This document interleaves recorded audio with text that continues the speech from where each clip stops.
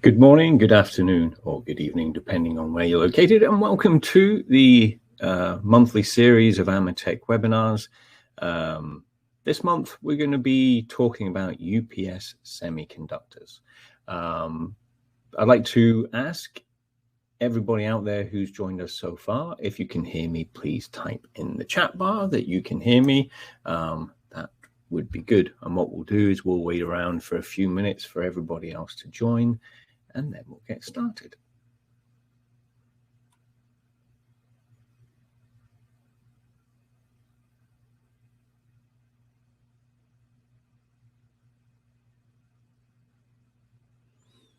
Thank you very much, everyone.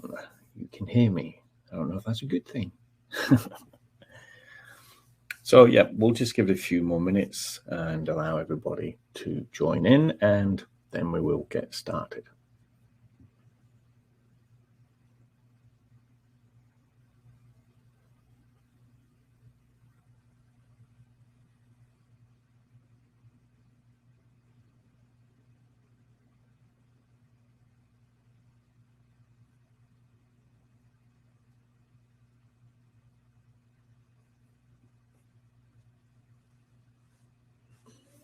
Okay, while we're waiting, we'll go through a few of the admin side of things. So my name is Craig Williams. I'm the Senior Technical Manager for AMETEK Solidstate Controls, located out of the service center in Houston, Texas. We're actually in Stafford on the southwest side of Houston.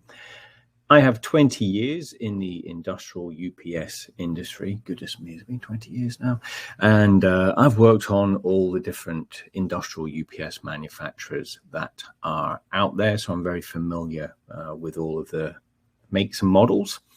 There will be a lag of around 30 seconds between you hearing my voice and me seeing a question asked in the chat bar. Basically, we use a platform called Webinar Jam, and it has to process all of the information to be sent out to iOS devices, Windows devices, and Android devices. So there is some processing that needs to be done. So when I speak, you don't hear my voice until about 15 seconds, roughly, after I have spoken. So forgive me if I don't see your question. And what I tend to do with all of the questions is I'll leave them until the end of the webinar, and then I'll address all the questions at the end of the webinar. If there is something pertinent that comes up while I'm going through the presentation, and I do see it pop up in the chat bar, then I will try and answer it as we go along. Webinar Jam, the platform that we use, has a panic button. What that means is if I start seeing people in the chat bar saying they can't hear me, or they can't see the visuals, or there seems to be something wrong with the webinar, I can press the panic button, and what that does is it creates a brand new room for everybody. You will all be invited back into that room, and we will start from where we left off. It should be quite seamless. And I'm not going to curse myself by saying we've never had to use it before. Oh, I just did. Another popular question is, will the webinar be recorded? And it will be recorded. Webinar Jam records the presentation. You will have a link to that presentation that you can go and view at a later time if you have registered for the webinar. The thing about that link is Webinar Jam treats it as a brand new webinar. So when you go to play that webinar, you have to watch it from the start, and you cannot fast forward it. I think you can pause it, but you can't fast forward and rewind to certain bits. So it's not conducive to going through it quickly to remind yourself of some stuff. What our fantastic marketing department do is they take that presentation, Webinar Jam will create an MP4, and then they take that and they upload it to our YouTube site at AMETEK SCI, and then you can go to our YouTube site and you can play it like a video. You can pause, rewind, do whatever you need to do. So that takes 24 hours, and we will post the link for that at the end of the webinar. And the webinar should last around about 1 hour, and it depends on questions. And this is actually one of the shorter webinars, so we may get finished early. It just depends, and also it just depends how much I talk. And sometimes I can go on a rant about something and go way over the 1 o'clock, the 1 hour time period. But we'll see how it goes.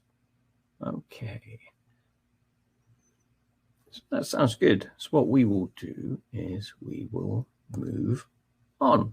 So today we are going to talk about the semiconductors, the most common semiconductors used in industrial UPS systems. So our objectives are to understand those semiconductors, understand how each of them work, discuss power flow and general operation of each of the semiconductors, and discuss the advantages and disadvantages of different semiconductors. And in truth, there's really only 2 main semiconductors that we use inside of AMETEK SCI UPSs, and in truth, in most industrial UPSs.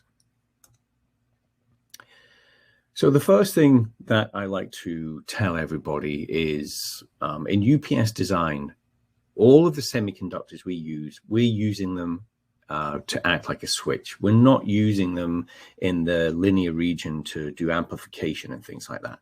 We basically use them as a very rudimentary switch. But there's a good reason why we use semiconductors rather than electromechanical relays and things like that. Obviously, with electromechanical relays, there is a delay from when you send a signal to a coil, and then it's got to pull in its contact. So it's not instantaneous, and also there's moving parts. So whenever you start or stop current flowing, when you have moving parts involved, there is going to be some arcing involved. The contacts will pit, they could weld together. It's just not a good idea.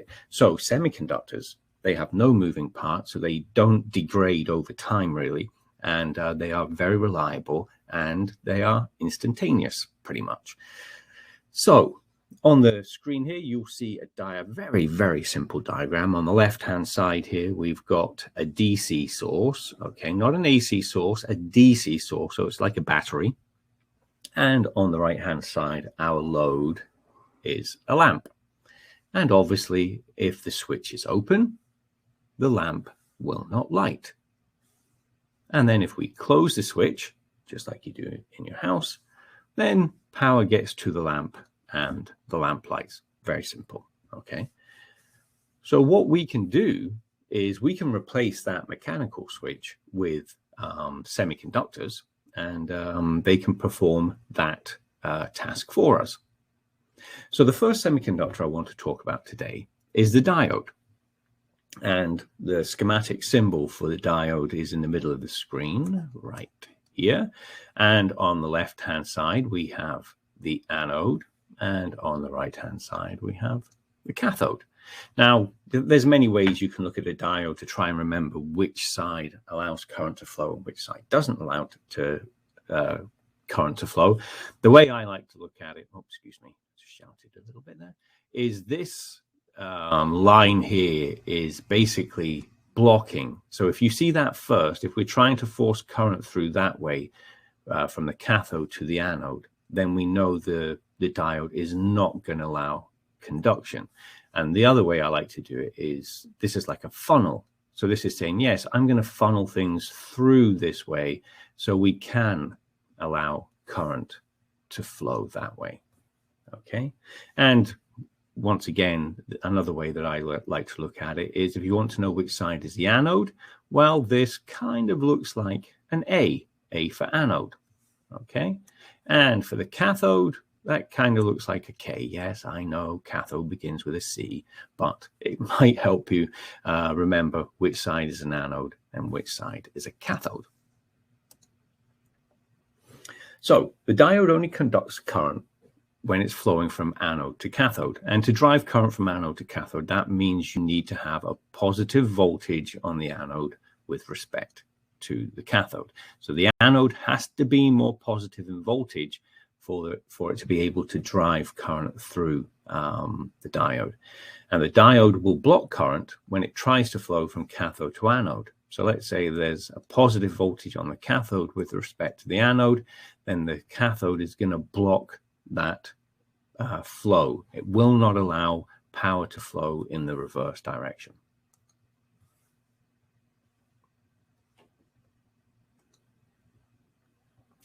So what's the mechanical equivalent of a diode? And I like to use mechanical equivalents because unfortunately electricity is invisible and you can't see what's going on inside a semiconductor.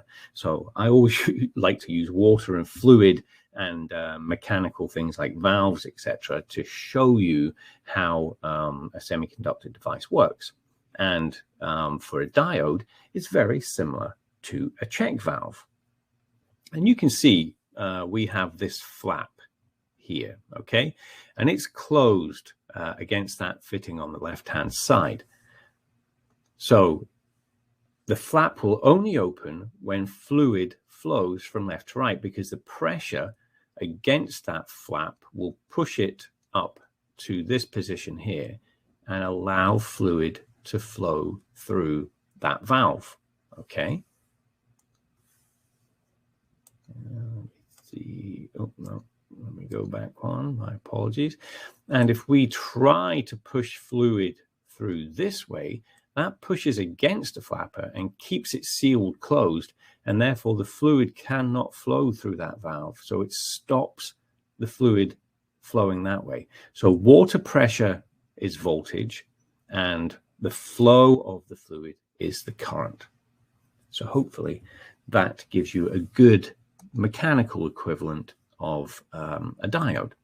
So let's put the diode in circuit. And this is exactly the same circuit. We have now replaced a switch that we saw in the original slide with a diode. We still have our DC source over here. Now remember, it is DC. You have to remember that.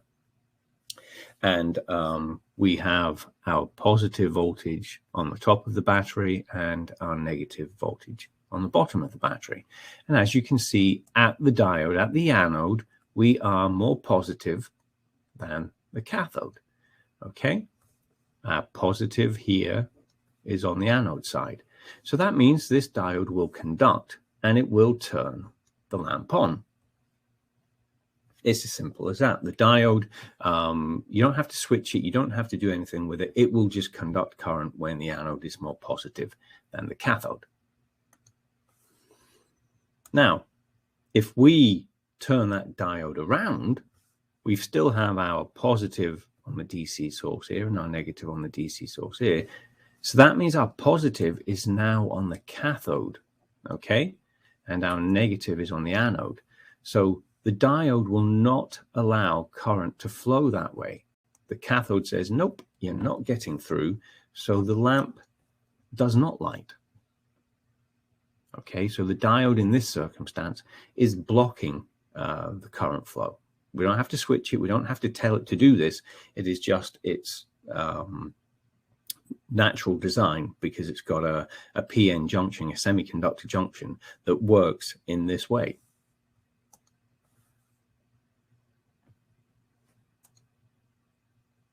Now, I said previously we were using a DC source, but now we're going to use an AC source. Nothing else has changed. We have our diode with the anode on this side and the cathode on this side. We still have our lamp over here, but now we are supplying AC power to the circuit. And that's when things get a little bit interesting. So we're going to have a AC sinusoidal waveform coming in. You can see the arrow pointing towards the yellow sinusoidal waveform on the screen there. Okay. Now, the arrow is specifically pointing at this portion here. This is the positive half cycle of the sine wave. Okay. And as soon as we go above the 0 volts line, it means this side of the power supply is more positive than this side of the power supply, excuse me, which therefore means that the anode is more positive than the cathode.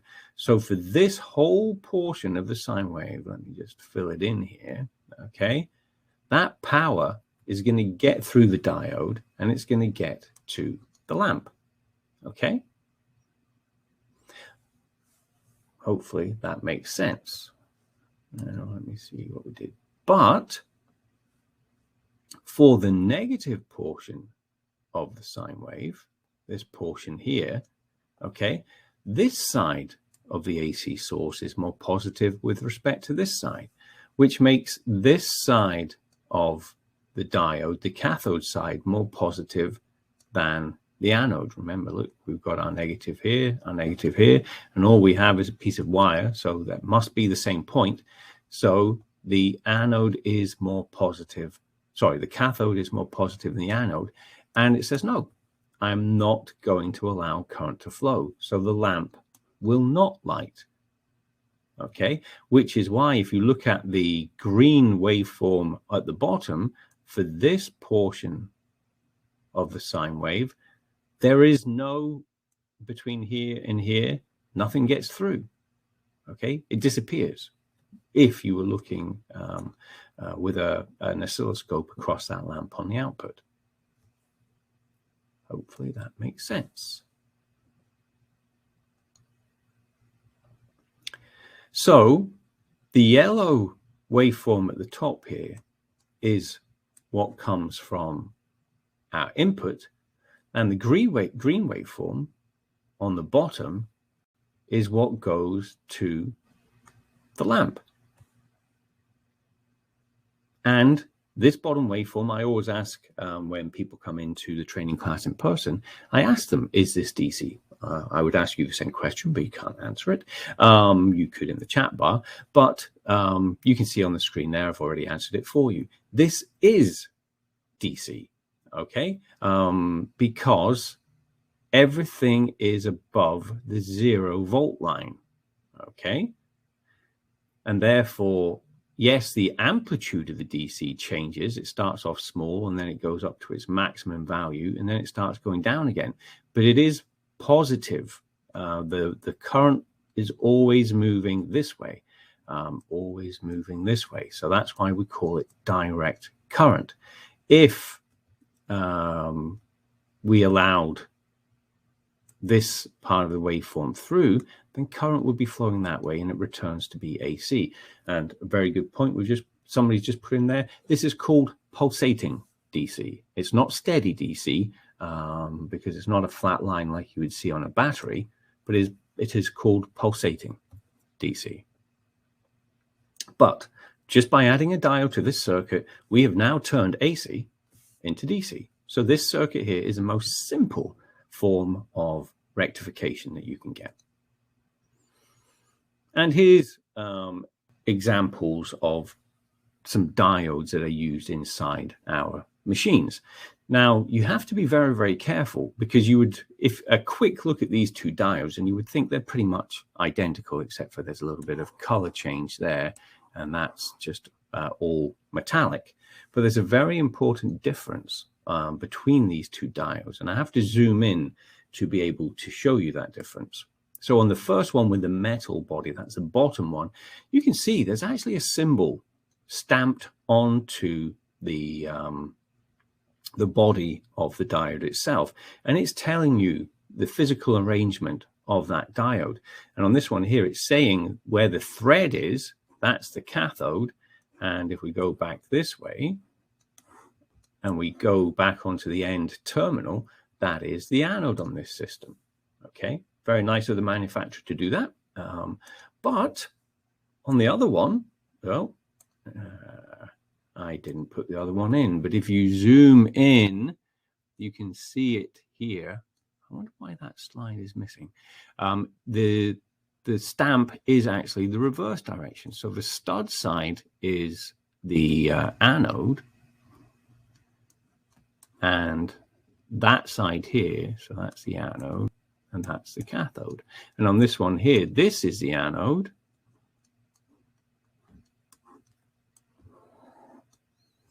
and this is the cathode. Look, I put a K again. It's because of the shape of that. It's not K for cathode, it's C for cathode. So you can see two diodes that look very, very similar actually are the reverse of each other. And you can actually see here that this has a red ring around it here, which usually determines where the cathode is as well. The cathode is usually always red, and you'll see that when we go into SCRs. And here's another version of a diode pack. This is called a SemiPack. We call it a 2-diode module, but basically there's 2 diodes here. And this is the cathode terminal for both diodes. And then we have a diode there. That's the anode. And then we also have a diode there. And that's the anode for that one. So this is terminal 1, this is terminal 2, and this is terminal 3, as per that drawing on the pack there itself. Okay? And they're designed in such a way where it's very easy to put them into a system and use them as a rectifier. And you'll see that later on.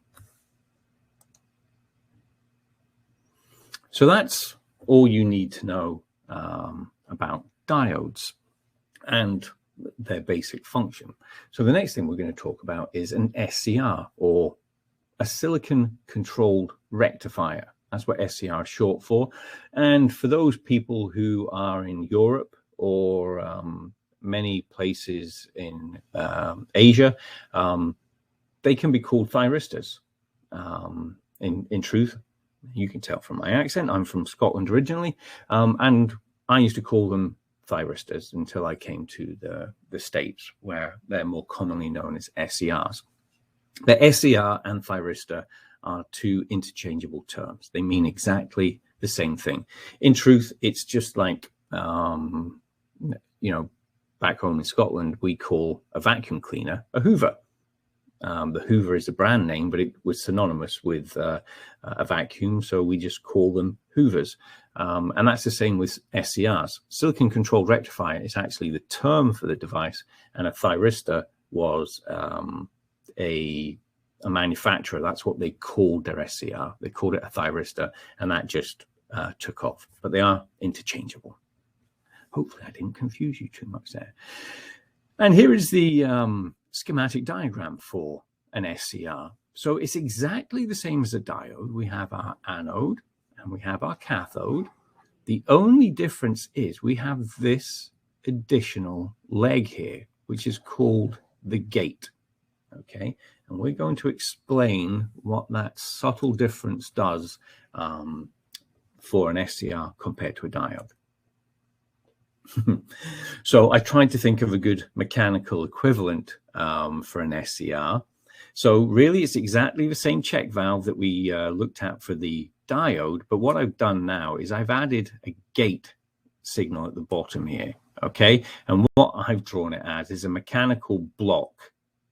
You know, so basically if we don't have a gate signal going to the SCR, this device here blocks this plunger from moving. It cannot move when there is no gate signal.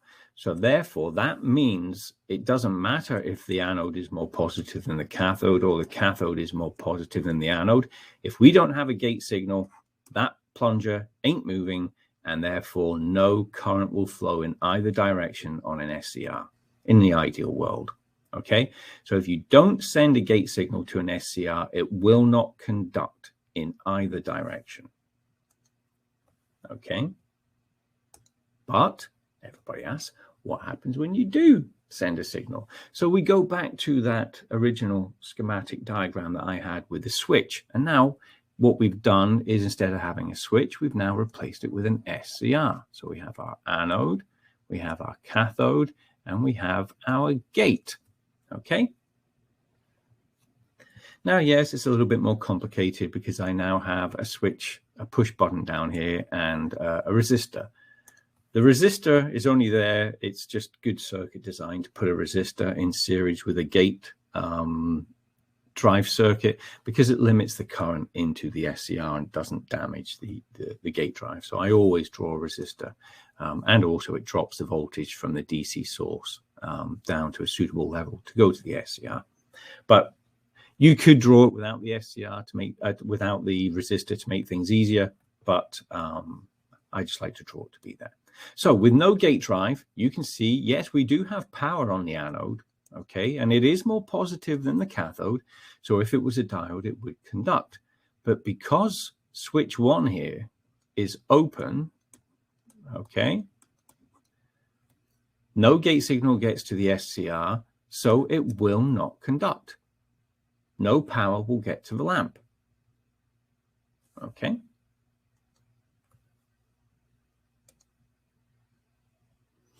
And the same can be said if we reversed this DC source. If we made this side of the DC source more positive than this side, then we would have positive on the cathode side, negative on the anode side. The diode will usually block that anyway, but because we don't have a gate signal, because S1 is still open, we don't have a gate drive signal to the SCR, then it will not conduct. The lamp will be off. Okay. But if we then push switch 1 and, sorry, I'm going to say push closed, that now takes a positive voltage through the switch, through the resistor, and it applies a gate signal to the SCR. And that turns the SCR on. And because we have positive on the anode and negative on the cathode, it says, yep, okay, that's what I need to turn on. I've got a gate signal. What I'm going to do when I have a gate signal, I'm going to turn into a diode. That's really what the gate signal is doing. It's saying, okay, I give you permission to turn into a diode. And it allows power to the lamp, and the lamp turns on. But here's the interesting thing. Everybody will ask, well, what happens when you take your finger off the push button S1 and it opens again? And this is the really interesting thing about an SCR. Remember, this is a DC source here, okay? When we remove our finger from that button and this becomes open again, yes, we have removed the gate signal from the SCR. But one of the fascinating things about an SCR is once you turn it on, as long as the anode is more positive than the cathode and there is current flowing through it, even if you remove the gate signal, it will remain on and it will stay on forever. Okay, obviously, if this is an unlimited DC source that never discharges, once you send a signal to this SCR, it's going to stay on forever. So you cannot send a signal to the gate of the SCR to turn it off.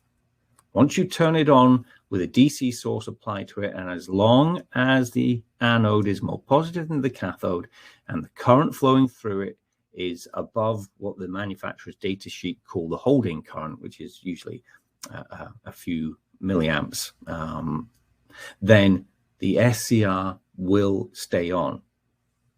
And that can be very, very useful.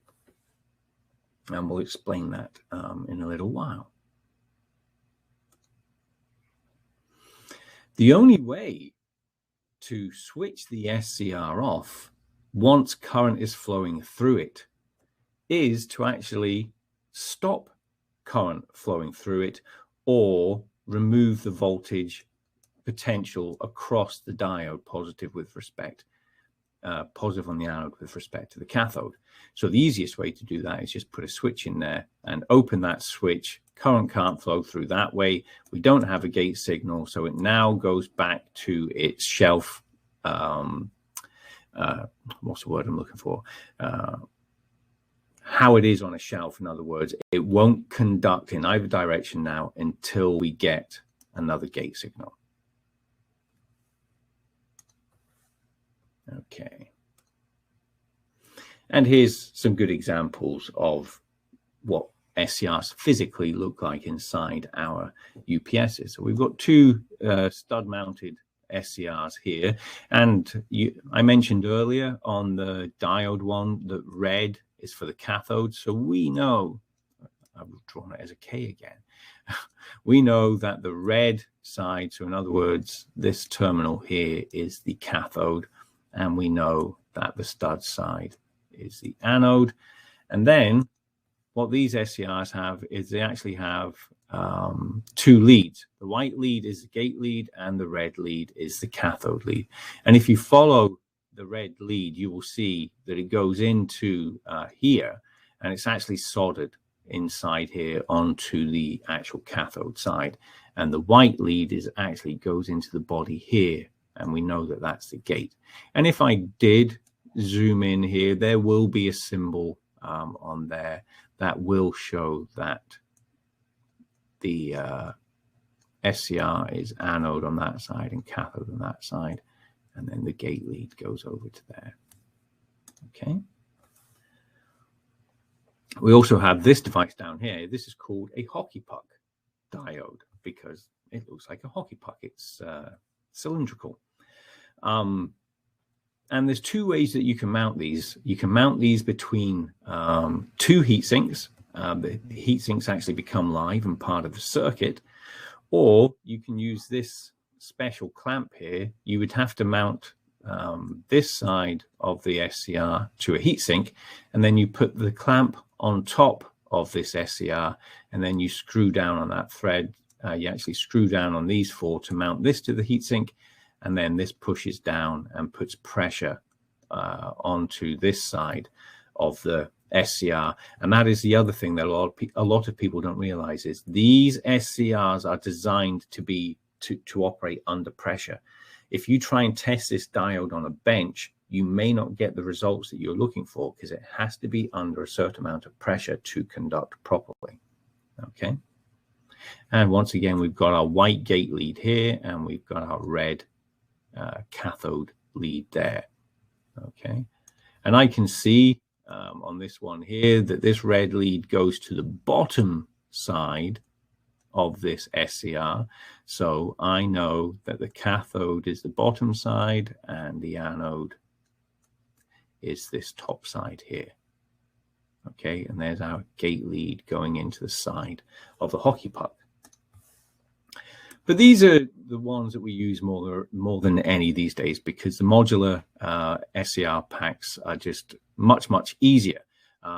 Because on this one here and this one here, this connection into the heatsink then becomes a part of the circuit. So the heatsink becomes part of the circuit. This metal on the bottom of this SCR is isolated from the pack itself. It's only there to transmit heat away from the SCR pack. So the heatsink inside systems with a modular SCR pack, the heatsinks are not live. They're just there for heat dissipation. And therefore, you know, we see we only have two main power connecting terminals here. On this one here, we have to have three. And on this one here, we actually have two SCRs in each pack. This one here at the top is easier. We can see that this one here is the anode, and then this one here is the anode. This is the cathode for both. And then you can't see it on this one very well, but these little terminals here, this is where your gate cathode connection is for each SCR. So for this SCR, they'll use these two terminals, and for this SCR, they will use these two terminals. Okay. Hopefully that makes sense. So that's SCRs and their basic operation. The last thing that we need to discuss is an IGBT, which is an insulated gate bipolar transistor. Okay, this is the most basic circuit diagram. We have our gate, our collector, and our emitter. Okay, and this, you know, if you remember back to school and you have NPN and PNP designs of transistors, that's the same with IGBTs as well. You could, in theory, have the triangle going in here, which changes its orientation from PNP to NPN. But the interesting thing to notice here is if you see here, and this is drawn for a reason by the manufacturers, there is no electrical connection between the gate and the collector and the emitter. Okay, there is a gap there. So therefore, the input into this transistor is isolated from the collector and the emitter. Okay, it is not electrically connected. You send a signal to the gate, and it's a voltage signal that you send to an IGBT, and there is pretty much the impedance of the input to an IGBT is extremely high, so very, very little current will flow whatsoever. It just needs a voltage signal, and it will turn on the collector and emitter and allow power to flow. So you send a voltage signal to the gate, and this basically allows the collector and the emitter to be a short circuit, in other words. In truth, in nearly all of the IGBT's designs, there is a built-in diode that's connected with the cathode connected to the collector and the anode connected to the emitter. And when a diode is connected like that, obviously we usually see power flow down there in the way this arrow is orientated. So this would be positive and this would be negative. So in normal operation, this diode here would be positive and negative. We can't have current flowing through the cathode when it's more positive than a negative. So it's as if that diode isn't there. It's like an open circuit. So current will flow through the IGBT, but will not flow through the diode. The diode is there for a very specific reason, and that's whenever we are switching these IGBTs on and off all the time, and there is always going to be inductance in the circuit, whether it's going to be in cables or in connections somewhere. There's always going to be some inductance. And when you are constantly switching on and off a device when there's current flowing through it, that inductance is going to cause a back EMF when the field collapses, which will make this terminal, when you switch the IGBT off, it will make that terminal more positive than this terminal. And what this diode here will allow to happen is when the IGBT is off, to get rid of that inductance kickback, this diode will allow the inductive kick to flow back. And in truth, usually what we'll have here is some capacitors connected.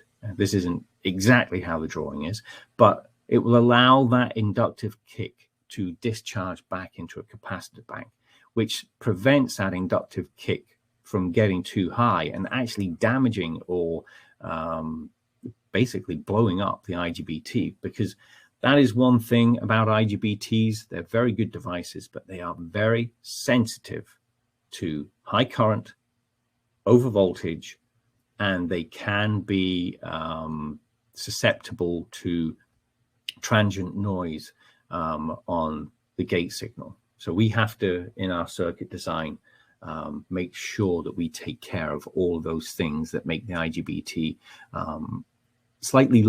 a lot less robust than an SCR. It's nearly impossible to kill an SCR, but an IGBT, it's actually very easy. So what is the circuit equivalent? Well, the most easy circuit equivalent is your finger and a push button. So we have our gate on this side, we've got our collector here at the top, and we've got our emitter here. And basically, if you send a signal to your finger to say, okay, I want the collector emitter to close, you push that button and it will allow this circuit to complete, and the collector will take the power and it will flow down to the emitter. Okay. Now, obviously, I don't recommend that you ever go around putting your finger anywhere near electricity. So don't use this as any form of thing that you should be doing in the field. And here's much more of a better mechanical equivalent, very similar to the check valve, and it's a solenoid control valve. What we have is our gate at the top. We have our collector here, and we have our emitter here. So we do have fluid. We have fluid pressure here, but the seal or the plunger is closed at this moment in time. So we cannot have power flowing from the collector to the emitter.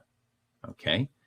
But what happens is, and you can see here, there's a spring, and you can see this plunger, and then you can see this armature.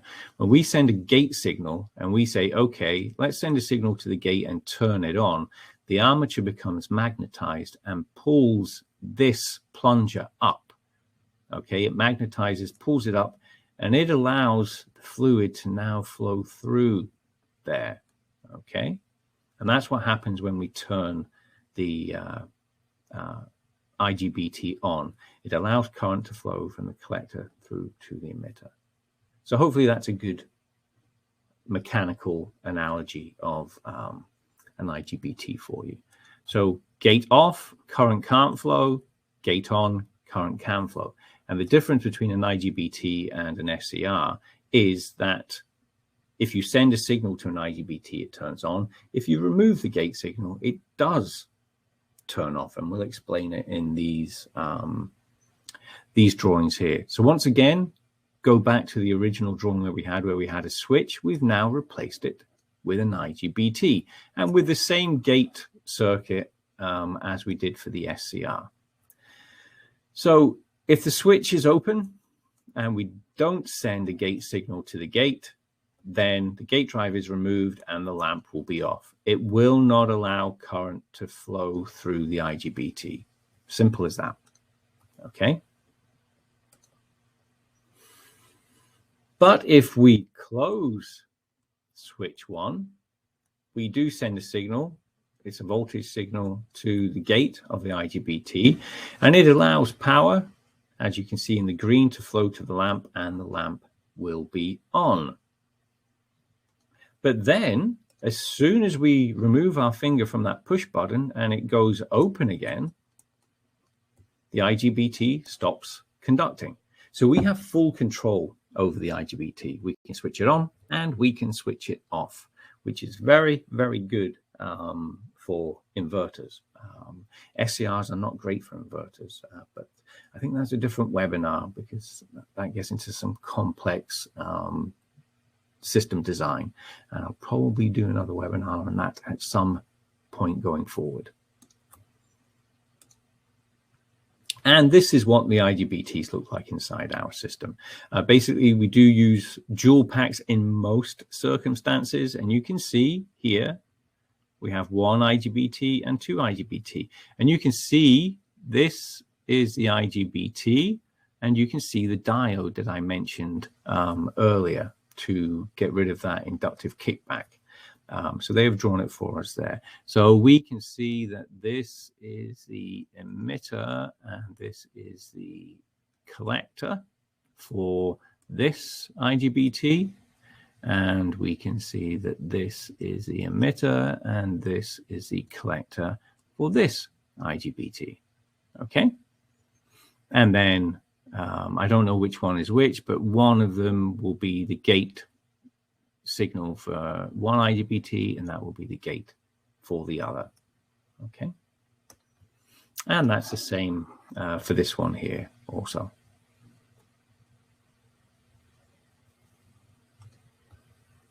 Now you can see here, there's actually, you can see there's two terminals here. There is actually two terminals here as well, but the IGBT manufacturer sends these IGBTs with a collar, a conductive collar around these terminals. There will, if you got this from the manufacturer, there's probably going to be a collar on this as well.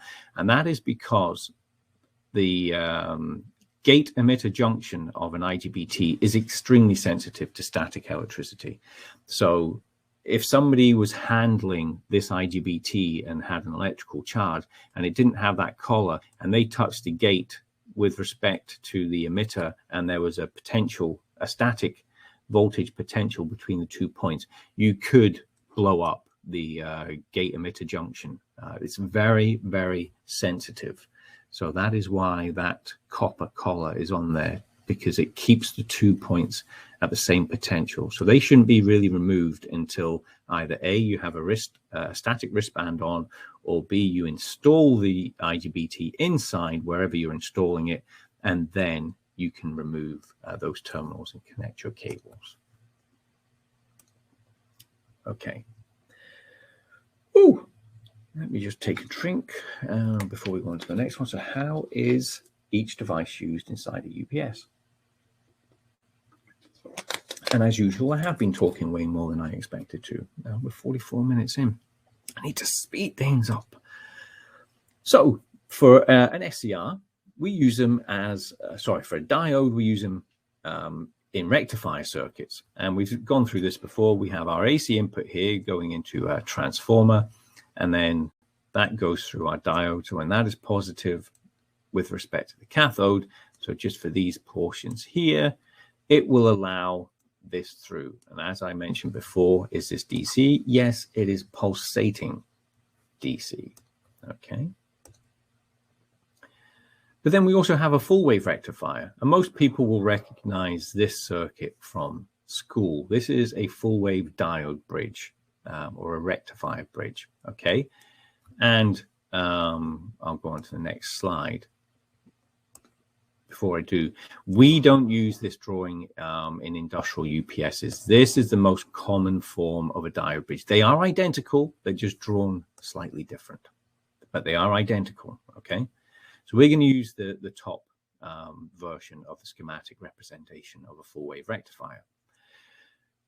And the red lines on this circuit here reflect this portion of the sine wave.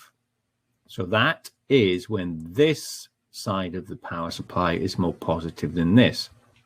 And if you follow it through, this diode conducts and this diode conducts, because obviously this cathode here is blocking power going down through that way. And if you follow it through, if we go through here, up here, over here, around here, a lot of people say, well, why can't we go up through this diode? Because it has an anode with respect to cathode. Well, it's because this is the same point that we started on. We have to get back down to here. So that one will not conduct because there's not a potential across it, because that is positive and that is positive. Power will not flow that way. So this is the power flow for the positive half cycle. And as you can see, the output is going to be that. So what some clever guy did, instead of having one diode, they came up with this 4 diode bridge, because we want to use this bottom portion of the sine wave. It's there, so we might as well use it and get the power out, which makes it more efficient. So for the negative portion of the sine wave, this now becomes more positive than this. So the flow of power, if you follow the blue arrow, will go up through this one here. Okay, can't go down that way because that cathode is blocking. It goes down that way there and then back up to the negative. It has to get back to the negative. And then what that does is, if you noticed, that puts the positive on here from a negative portion of the sine wave. So it actually flips it up. And now we have 2 pulses per 60 hertz signal, because we're getting the positive half and the negative half of the sine wave. So that is DC. It's still pulsating DC, but now we've filled in the gap between the 2 red ones. Hopefully that makes sense. So a lot of people say, well, why do we use SCRs? Why don't we just use diodes inside our rectifier bridge? It's a very good question. And there's a little bit of math involved in that. Okay. So the peak of a 120 volt input, and we'll just use 120 volt single phase because it's much, much easier to understand, is 170 volts. Okay. And the average of a waveform is 2 times the voltage peak times divided by pi. So for a 120 volt RMS input, the average coming out will be 108 volts DC. Okay, I'm not going to derive these equations for you, just please hit the I believe button. So the peak of this DC is going to be 170 volts DC, but actually the average power that's coming out is 108 volts DC. Now the problem is we cannot guarantee what the AC value is going to be going into any of our machines. None. Okay, we don't know what your plant is generating its voltage at. It could be, for single phase, it could be 124 volts, or it could be 110 volts. We don't know. So if you look here, if the RMS of the input went down to 100 volts, then the peak is only 142 volts. And therefore the average goes down to 90.4.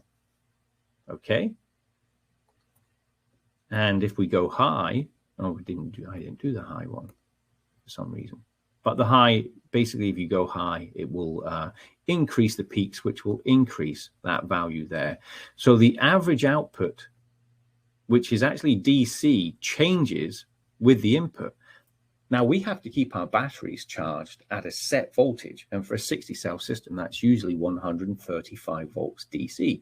And it has to be very, very steady. It has to be 135 volts DC, or you will do damage to the battery. You can overcharge them, or you can undercharge them. And it's both of those situations are bad for the battery. So we have to come up with a way where we can charge the batteries at exactly 135 volts DC. And the way we do that is we add rectifiers to the circuit, because what the rectifier can do, not only does it act as a diode and allow each portion of the waveform through to the load circuit, but what we can do is we can tell the SCR when to switch on. So you can see here, we told the SCR to switch on there, which is about that part of the waveform. We then turned this SCR on here, which is about this portion of the waveform. We turned this SCR on round about here, very, very late in the waveform. And this one here, we turned on really early in the waveform. And I'll explain this in a little bit more detail over the coming slides. So basically, we've gone back to our original circuit and we have our SCR here. What we're saying is we are going to send a gate drive at this point here in the sine wave. Not here, not here, not here. So none of these waveforms get through. Remember, an SCR will not conduct if you do not send a gate drive to it. We are only sending a gate drive at this point here. So the output waveform, even though this is the input waveform, the output waveform, the only power that's going to get through to the lamp is that portion there when we turned the SCR gate on. And this is basically a very rudimentary version of a dimmer switch, because what you can do is you can phase control the sine wave. Basically what you can do is you can put a potentiometer here, which is what a dimmer switch is, and you can control the gate signal going to the SCR, and you can control the power going to your lamp through a very basic circuit like that. So an SCR can regulate the output for a changing input or a higher load demand. So once again, remember, the sine wave is 142 volts peak. So the peak here is always going to be 142 volts. And we can work out the average voltage that way. But now our peak goes up to 170 if we have a higher voltage going in. So what we do, if you didn't notice there, so this is for a low input voltage. We'll get more of the waveform. So we're starting it basically at this point here for a low input. But what we can do is if we have a high input, actually this one's a normal input voltage, we're switching it on just slightly later and keeping the average voltage of this waveform here the same for all the different inputs. And if we go to a very high voltage, this is now 190 volts, then we can turn the SCRs on really much later in the sine wave here, here, and here, and still keep the average, oop, my line's terrible, the same. So we're keeping the average value of the output of the rectifier bridge the same for differing inputs. So SCRs give us regulation. Okay, they allow us to control the output of the bridge with differing inputs. Okay.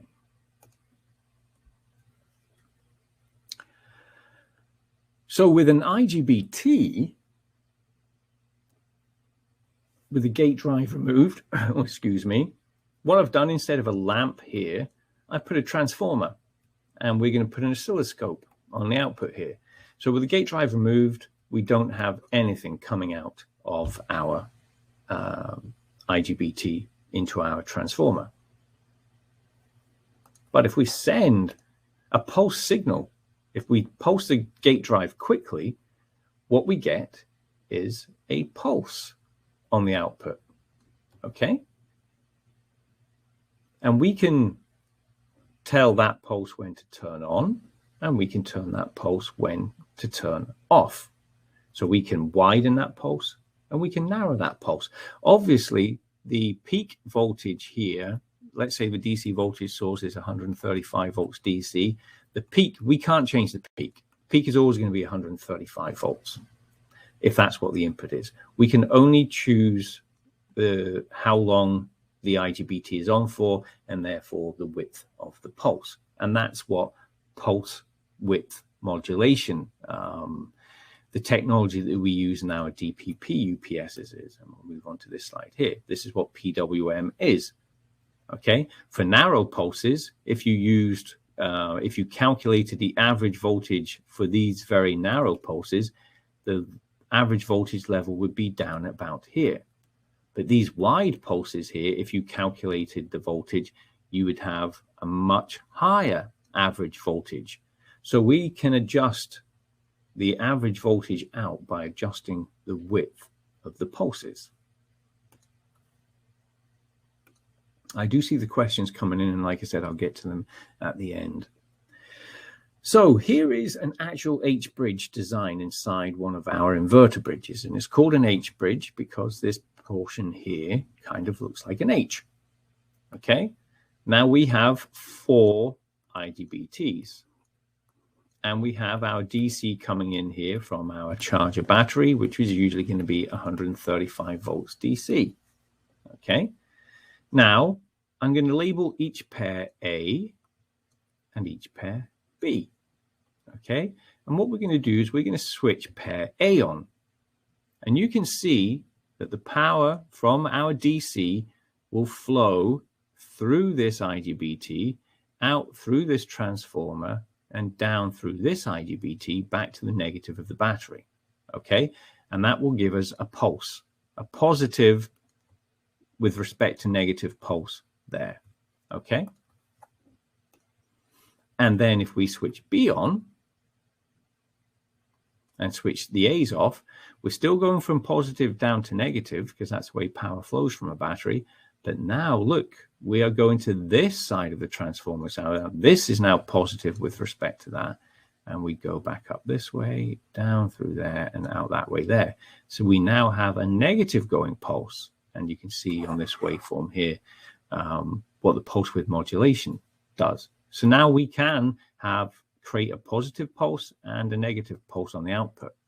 And then what we do is we use PWM to synthesize a sine wave. Now remember, the peaks are always going to be the same if the charger and the battery are on. So that's 135 volts DC. But we can change the width of each of these pulses. And then mathematically, if you do the average, it kind of looks like a sine wave. Then all we have to do is put that through a filter circuit with a capacitor and an inductor, and it turns it into a really nice sine wave. Oh, any questions? So, so that is all of the devices that we use in a UPS. We actually do use SCRs and a static switch, but I didn't have time to put that in our presentation today.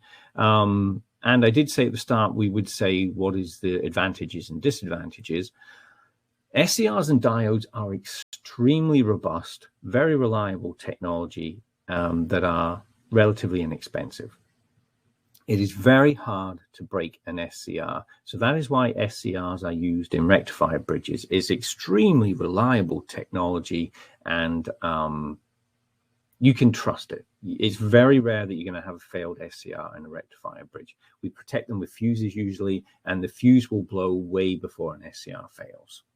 Okay, if you put high current, too much current through an SCR, there's a good chance it will survive. The fuse will blow. With an IGBT, you cannot protect an IGBT with a fuse. A fuse is not fast enough to protect an IGBT from a high current. What you have to do with an IGBT is you have to remove the gate drive signal if you sense high current going through the IGBT, and hope that it turns off quick enough to prevent that high current from blowing the IGBT up. In truth, we have a circuit that does that inside our UPSs, and in the majority of cases, it does protect the IGBT from destroying itself. But it doesn't work every single time. There's just sometimes the IGBT will destroy itself before that circuit allows the current to stop. So a lot of other people will say, well, why do we always use SCRs in a rectifier and not IGBTs? Because there are a lot of UPS manufacturers who are now using what we call active rectifiers on the front of their UPSs. Well, once again, they have to use IGBTs in their rectifier. And you are opening yourself up to, in our opinion, too many faults that could happen with IGBTs. Why use IGBTs when SCRs are just so reliable? So that's really the main difference. IGBTs are more expensive and are very susceptible to high current and transient voltages. SCRs are just so durable and reliable.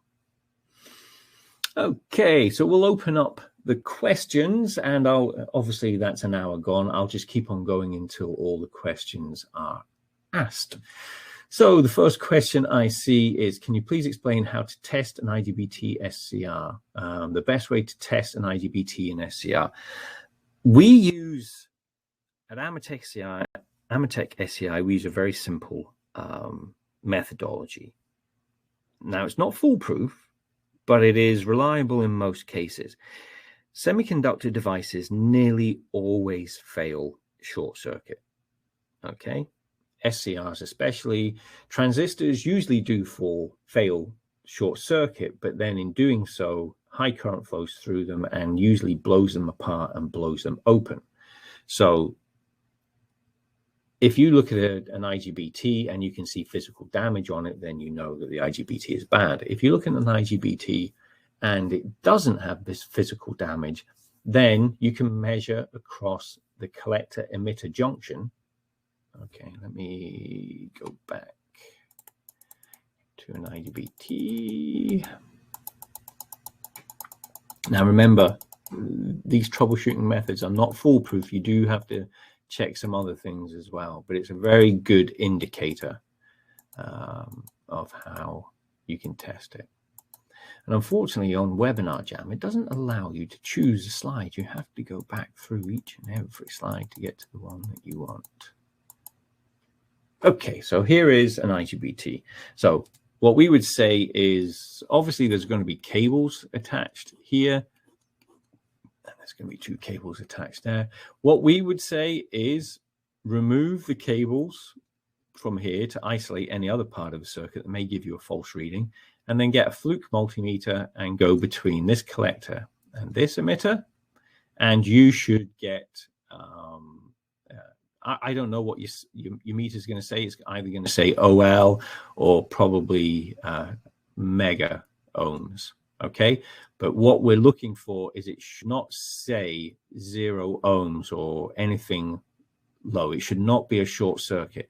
And that is the same. So obviously this is a collector, that's the emitter, and that's a collector. You would do the same between this point here as well.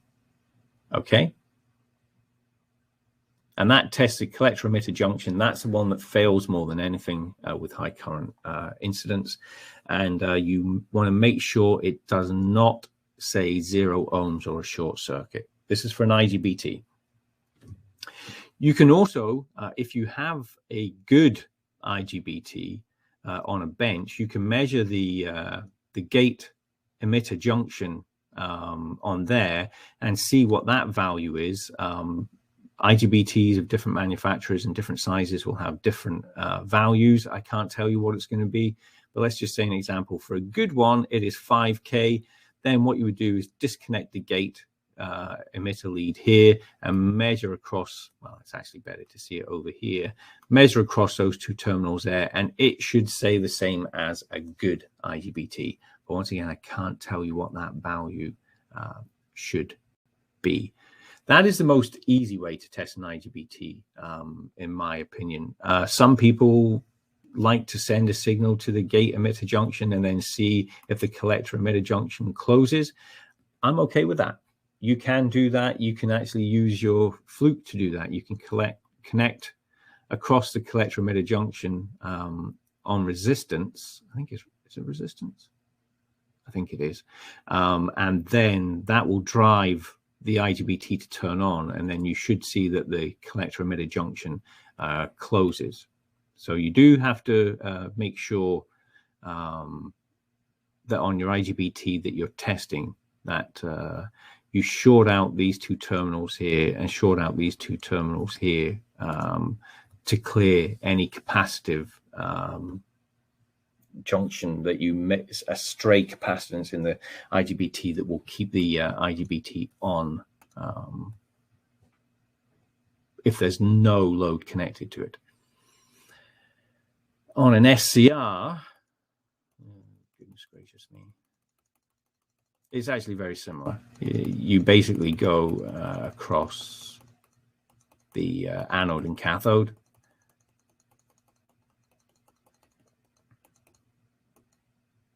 So you would get a fluke. Obviously, you would disconnect this terminal, just to make sure there's no other stray paths in the circuit. And you would measure across the anode and cathode on a fluke multimeter on resistance. And you want to make sure you don't see 0 ohms. You should see a very high resistance between the anode and cathode junction in both directions.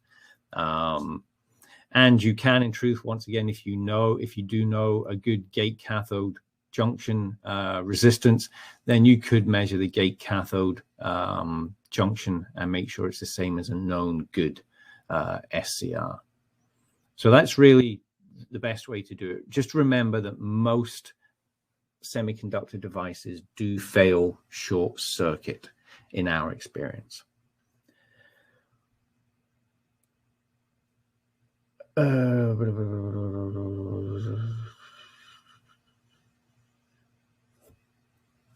We've got a question there that probably has caught me out on one of my slides.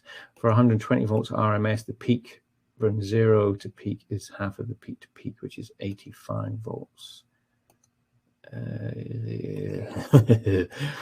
I would have to get my calculator out and look into it, but I will trust you on what you say, Glenn. I could have been wrong. I could have had the peak to peak rather than the peak in there. But the principle is the same. The principle is that the voltage on the input will change the peaks of the output, which will then change the average of the DC. I don't have time to go into that just now because we're 7 minutes over. And then somebody asking, how do you start an IGBT rectifier? I don't know, because we don't make IGBT rectifiers. We do have an IGBT rectifier design, but we prefer our SCR rectifier. So I don't have really any experience with an IGBT rectifier. So I can't answer that question. Usually it would always be you close an AC input breaker and the control board will start sending signals to the IGBTs when they're required to and start making the DC.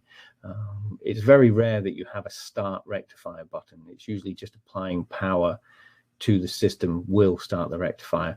But if it does have a start button, all that's doing is probably going to be a contactor in series with a transformer input to the rectifier bridge.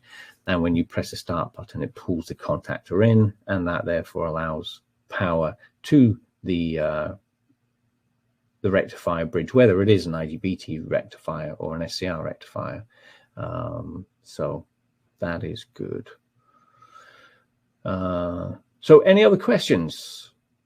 Hopefully, you learned a little bit about semiconductor devices today, and my analogies with fluid and valves and everything gives you a bit better understanding of how they actually work in systems. I find it's better for me that way, because like I said, you can't see electricity, and with not being able to see it and see what's going on, it's very difficult to get a picture in your brain of how it works. Taylor has put in the chat bar, the recording of this presentation will be uploaded to our YouTube channel. There is the link that you can use. So click on that now. It will take you to our YouTube channel, and then favorite our channel or subscribe or do whatever you have to do. All of our webinar videos are on there for you to view. And also, if you need any additional assistance from AMETEK SCI Service Department or the Training Department, you can go to our website and click on the Contact Us link, or you can email us at sci.marketing@ametek.com, and then your request will be directed to the appropriate contact. And you can also call our 1-800 number, 1-800-635-7300. So if nobody has any other questions today, I've overrun, slapped myself on the hand by 10 minutes. Thank you for taking time out of your day. We really do appreciate it. We know your time is precious, and taking 1 hour out of your day to listen to me is very impressive, actually. But we do appreciate it, and we hope that we're giving you some good information that you can go on and use in your day-to-day roles, whatever it is you do. Please don't hesitate to reach out and contact us. We are always available to answer your questions, and we try to get back to you as quickly as we possibly can. And look out for your next email that is going to tell you what the next webinar is going to be about. Now, I repeated this webinar. I think we did this originally in March of 2020 because people weren't giving us suggestions of what they would like us to talk about. And we've kind of got to the end of subjects that we can think of. So if you can think of any subject that you want us to discuss at the next webinar, please reply to the survey that you will be sent. One of the questions in there is, what would you like to see us talk about at our next webinar? And we do read every single one because we're really interested in getting to hear what you want us to talk about. The link of the recording class is, Taylor just posted that in there. She posted the link of our YouTube channel in the chat bar there. It will not be available till tomorrow, but that link will take you to the page where you can download it. So once again, thank you very much for taking time out of your day. I hope you enjoy the rest of your day, the rest of your week, and thank you for attending the AMETEK Solid-State Controls monthly webinar, which was this month about semiconductor devices. We appreciate your business. Thank you.